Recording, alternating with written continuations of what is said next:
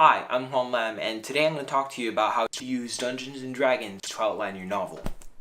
So, most people within the writing community fall into one of two camps. There are discovery writers and there are outliners. And discovery writers are basically just people who can grab a character, plot, idea, or setting and just start writing about it. Meanwhile, outliners are people who have to plan to varying degrees of preciseness how the story's gonna go. They structure it sort of like, actually, George R.R. Martin uses the keyword architect. So he calls gardeners versus architects the same thing as discovery writers versus outliners. I'm going to use discovery writers and outliners because it's just more straight to the point, but it's true, outliners are people who have to carefully plan something out and construct their story like one would design a building. And no particular method is exactly superior to the other. For example, J.K. Rowling is an outliner and she carefully constructed Harry Potter, while George R.R. Martin and Stephen King are more discovery writers. But not everybody's exactly 100% an outliner or 100% a discovery writer. Everybody's a little bit of both, as writing is an art that requires a little bit of both. But for novice writers, like me, you might struggle between choosing which will be your primary method of writing, and so that's what I'm going to talk to you about today. At first I thought I was a discovery writer, and my writing process was pretty simple.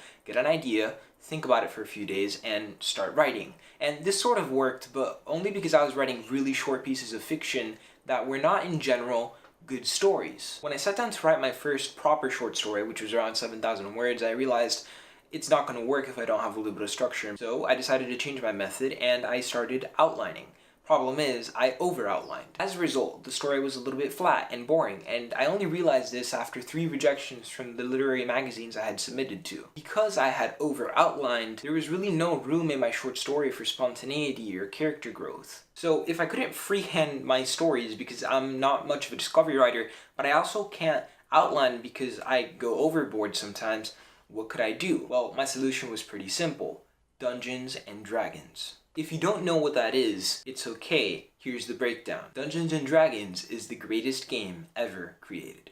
Seriously, it is awesome. It's wonderful. It's like a mix of video games and a novel, except you have more flexibility and you can play with friends. As a matter of fact, most MMORPGs, that's massively multiplayer online role-playing games like World of Warcraft and so on, are based off of Dungeons & Dragons.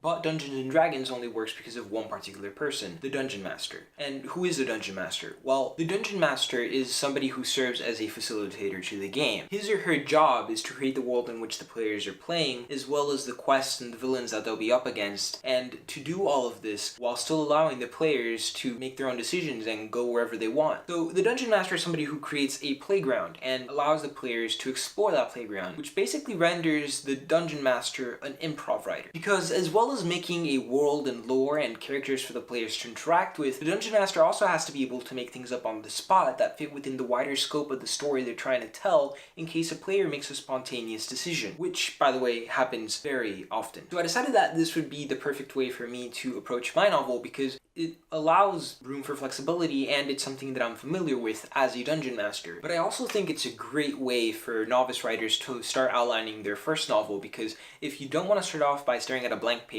but you're also afraid of overly outlining like I did, this is a awesome in-between. It has a lot of advantages, amongst which are that you can still have a little bit of structure while maintaining that spontaneity. You know, a lot of people say when they're writing a character and they're really into it, the character sort of comes alive and acts on their own. Well, if you're sticking to the script too much and your character's still growing, your character might actually do something that doesn't go with your outline. And so if you force the character to do something that is in your outline, you would have made your character do something out of character, and that is not a good thing to do at all. Please don't. If you find you don't like outlining too much, you can just drop the little bit of outlining you have. On the other hand, if you do like more outlining, you can outline more and drop the spontaneity. So there's not really much of a risk in doing this middle thing because you don't have to go too far into either end. And I like the in-between because honestly, outlines can be a little bit constrictive. They can make a story flat, like what happened to me.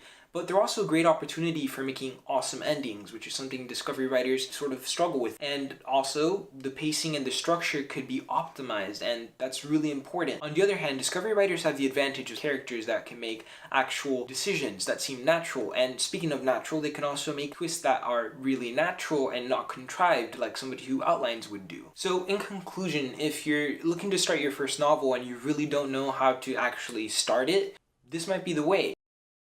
Anyways, hey, thanks for watching. I really appreciate it. And if you'd like to subscribe, you can do so by clicking the you know where it is. And if you want to learn more about Dungeons and Dragons, there are a ton of videos about it. I'll put a link down in the description. So yeah, that's basically it. Next week, I'm going to be putting up a video about Dungeons and Dragons and how it got me into college. If you want to be notified about that, click the notification button. And thanks for logging in.